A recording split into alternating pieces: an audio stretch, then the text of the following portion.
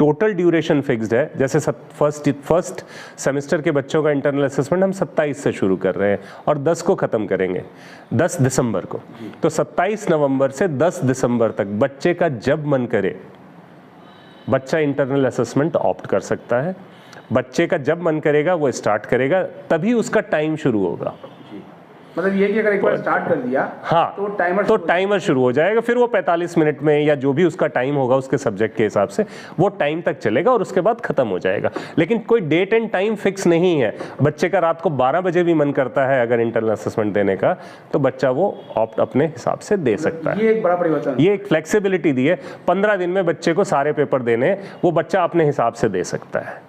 और एक और चीज़ मैं यहाँ बताना चाहता हूँ, हम बच्चे को दो बार इंटरनल असेसमेंट देने का प्रावधान किया है। एक बार नहीं, एक बार दे दे, दूसरी बार भी दे दे, तो जो बेस्ट होगा वो उसके इंटरनल असेसमेंट के मार्क्स चले जाएंगे और बच्चे को तभी के तभी उस इंटरनल असेसमेंट के मार्क्स भी पता चल जाएंगे। अच्छा, हाथ की हाथ ही पता लग जाएगा। हाथ की जैसे ही वो कंप्लीट करेगा उसको मार्क्स भी पता चल जाएंगे। जैसे कई बार टीम्स वगैरह पे जो है टेस्ट होते हैं बच्चों के स्कूलों में, तो तुरंत आ जाता है जैसे उन्होंने बिल्कुल ऐसे ही यहाँ पे भी इंटरनल असेसमेंट के मार्क्स। तो जो दो मेजर चेंजेस हैं वो क्या है, बच्चे को कोई डेट एंड टाइम फिक्स नहीं है।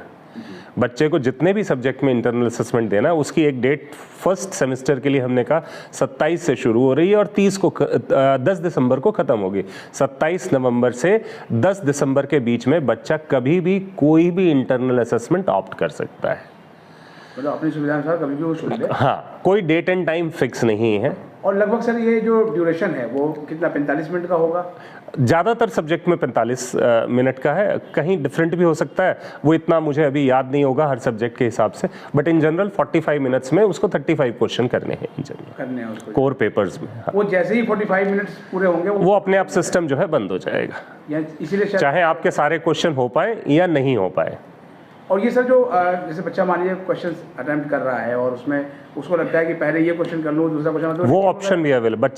बच्चे के पास एक साइड में, जब बच्चा पोर्टल देखेगा LMS पोर्टल, तो उसमें साइड में सारे क्वेश्चन नंबर्स आ रहे होंगे 1 से 35 तक।